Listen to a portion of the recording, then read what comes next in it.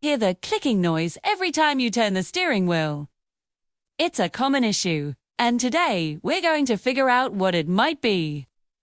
That repetitive clicking or popping sound, especially during sharp turns, often points to a worn-out CV joint. The constant velocity joint is part of your car's drive shaft, and it allows the wheels to turn and move up and down with the suspension.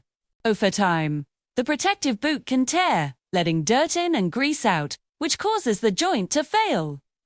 It could also be a problem with your steering system, like a bad tie rod end or ball joint. But the CV joint is the usual suspect for that distinct clicking. Don't ignore it.